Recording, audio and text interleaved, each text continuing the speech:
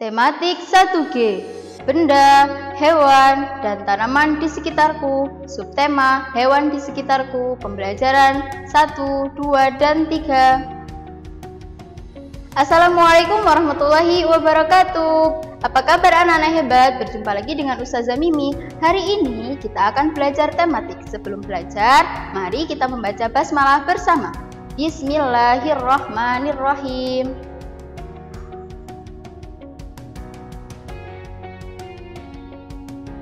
Nah, hari ini kita akan belajar tentang hewan di sekitarku.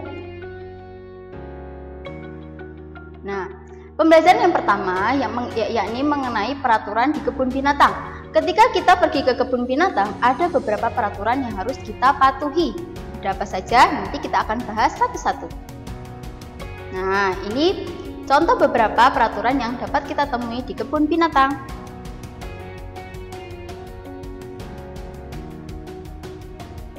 Bella dan keluarganya pergi ke kebun binatang. Ada yang tahu kebun binatang itu apa? Nah, kebun binatang adalah tempat hewan dipelihara dan dilestarikan. Di kebun binatang ada aturan yang harus kita patuhi.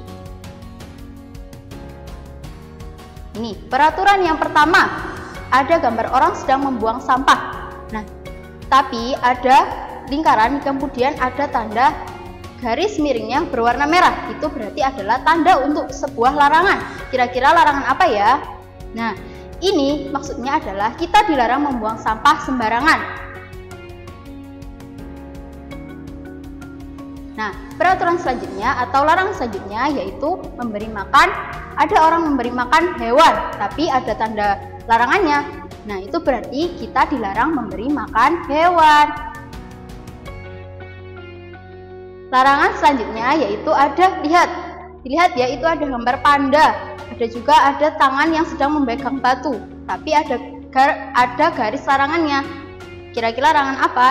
Nah, ini artinya kita dilarang mengganggu hewan, apalagi sampai melempari hewan dengan batu.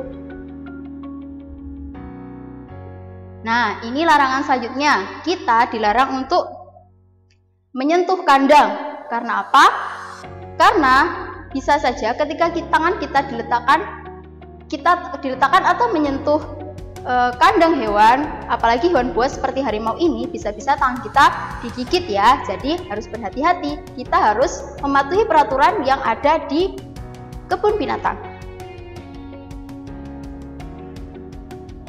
Nah, pembahasan mengenai hewan selanjutnya yakni tentang kehidupan hewan-hewan yang ada di sekitar kita. Hewan di sekitar kita ada bermacam-macam. Ada hewan liar, hewan kesukaan, hewan ternak. Apa sih bedanya? Nah, hewan liar adalah hewan yang hidup di alam bebas. Sedangkan hewan kesukaan itu dipelihara di rumah. Dan selanjutnya hewan ternak. Hewan ternak dibesarkan di peternakan. Jadi kalian sudah tahu ya bedanya antara hewan liar, hewan ternak, dan juga hewan liar. Nah, ini beberapa contoh hewan berdasarkan tempat hidupnya. Elang adalah hewan liar. Elang hidup di hutan. Kemudian ada gambar kucing. Nah, kucing adalah hewan kesukaan. Kucing menjadi hewan peliharaan di rumah. Kemudian ada lagi sapi. Sapi adalah hewan ternak. Sapi hidup di peternakan. Jadi kalian sudah bisa kalau disuruh menyebutkan hewan liar contohnya apa, hewan kesukaan itu contohnya apa, hewan peternakan kalian juga sudah bisa menyebutkan ya. Nah, merawat hewan peliharaan. Kira-kira kalian di rumah punya hewan peliharaan tidak ya? Nah, kalau punya, apa sih hewan peliharaan itu kenapa harus dirawat dengan baik? Bila tidak dirawat, hewan akan sakit. Bisa saja hewan sakit menularkan penyakit. Kita pun juga bisa ikut tertular penyakit. Nah, cara merawat hewan yang baik adalah sebagai berikut. Nah, ini adalah cara merawat kucing. Bisa dilihat itu ada gambar anak yang sedang memberi makan dan minum kepada kucing. Jadi ketika kita merawat kucing, kita harus memberi makan dan minum yang cukup. Kemudian memeriksakan kesehatan hewan peliharaan kita. Tidak lupa juga membersihkan kandang, memandikan hewan peliharaan, memotong kuku hewan peliharaan, kemudian yang terakhir yaitu mengajak bermain hewan peliharaan. Jadi ini adalah cara merawat kucing yang baik.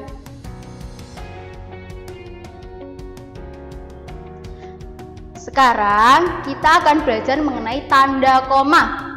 Nah, tanda koma ini berfungsi untuk menyebutkan banyak benda atau objek. Kemudian tanda seperti itu, lihat ya, itu disebut sebagai tanda koma. Tanda koma memisahkan penyebutan beberapa kata. Tanda koma digunakan sebelum kata dan, serta, atau. Jadi, tanda koma itu digunakan sebelum kata dan, serta, atau ya. Ingat-ingat.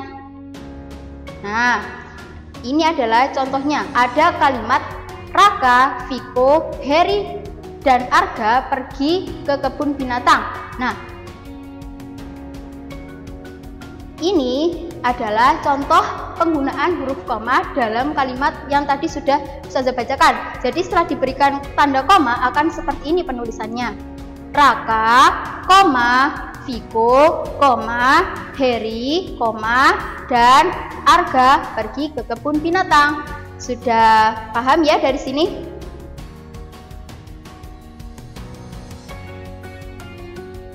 Nah, sekarang kita akan belajar menirukan gerak hewan. Gerak hewan yang kita tirukan adalah kupu-kupu. Nah, kita akan memperagakan gerak kupu-kupu dengan diiringi lagu kupu-kupu yang lucu ciptaan Ibu Sud. Nah, seperti itu posisi ketika kita akan menirukan gerak hewan, yakni kupu-kupu. Yang pertama, tangan direntangkan, naik turun seperti sayap sedang terbang. Kaki kiri silang di belakang. Kaki kiri silang di belakang kaki kanan, bergantian dengan kaki kanan sambil melangkah maju. Diikuti dengan lagu kupu-kupu yang lucu. Jangan lupa tangannya dinaik turunkan ya, seperti kupu yang sedang terbang. Selanjutnya, gerakan selanjutnya yaitu gerakan tangan melenggang, gerakan kaki melangkah maju. Diikuti dengan lirik lagu Hilir Mudik Mencari. Gerakan selanjutnya yaitu gerakan tangan menirukan bunga yang sedang berkembang. Gerakan kaki melangkah maju seperti lirik yang sedang dinyanyikan, yakni menyanyikan tentang bunga-bunga yang mekar. Bunga-bunga yang mekar, seperti itu ya. Kemudian dilanjutkan dengan tangan direntangkan naik turun seperti posisi awal tadi. Tangan direntangkan naik turun seperti sayap yang sedang terbang. Kaki kiri silang di belakang kaki kanan, bergantian dengan kaki kanan sambil melangkah maju. Dengan diikuti lirik berayun-ayun ya. Gerakan selanjutnya, gerakan tangan melenggang, gerakan kaki melangkah mundur seperti tadi sudah dilakukan. Diikuti dengan lirik lagu pada tangkai yang lemah. Oke ya.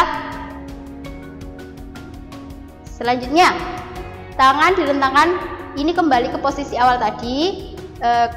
Tangan direntang naik turun seperti sayap sedang terbang. Kaki kiri silang di belakang kaki kanan, bergantian dengan kaki kanan sambil melangkah maju. Diikuti lirik tidakkah sayapmu merasa lelah. Ya, nanti ini bisa kalian praktekkan di rumah sambil menyanyikan lagu kupu-kupu yang lucu. Nah, setelah kita tadi menirukan gerak kupu-kupu, sekarang kita belajar tentang tempat hidup hewan. Tempat hidup hewan itu bermacam-macam. Ada hewan yang hidup di air, ada hewan yang hidup di darat, ada juga hewan yang hidup di darat dan di air. Nah, ini adalah contoh-contoh hewan berdasarkan tempat hidupnya. Harimau itu hidup di darat. Harimau berlari cepat di darat. Harimau berlari menggunakan 4 kaki. Kemudian ada gambar ikan. Ikan itu hidup di mana? Ya, hidup di air. Ikan berenang di dalam air. Ikan berenang menggunakan sirip. Kemudian ada gambar katak. Nah, katak itu hidup di air dan di darat. Katak kecil atau yang kita sebut kecebong akan hidup di air. Setelah dewasa, katak akan hidup di darat dan di air. Jadi kalian sudah tahu ya bedanya hewan darat, hewan air, dan hewan yang hidup di darat dan di air.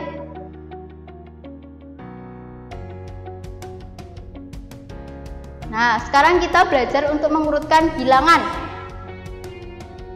Nah, di kebun binatang terdapat banyak hewan, diantaranya harimau, katak, dan ikan.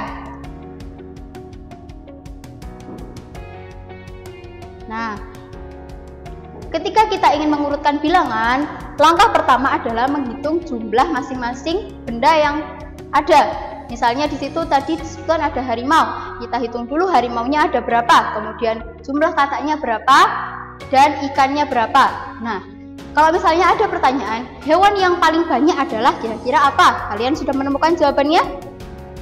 Nah, ternyata hewan yang paling banyak di antara harimau, katak, dan ikan adalah si katak. Kemudian hewan yang paling sedikit adalah harimau. Nah, kemudian ketika kita ingin mengurutkan, karena kita tadi sudah menghitung, jadi kita akan lebih gampang atau mudah untuk mengurutkan.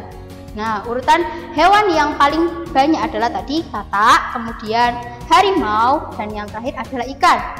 Nah, sedangkan urutan hewan yang paling sedikit adalah ikan, harimau, kemudian katak. Jadi sudah bisa disimpulkan, katak adalah hewan yang paling banyak, sedangkan ikan adalah hewan yang paling sedikit. Dari sini sudah paham ya? Nah, demikian video pembelajaran dari Ustazah Mimi. Selanjutnya akan Ustazah kirimkan tugas tertulisnya. Jangan lupa selalu menerapkan protokol kesehatan di rumah.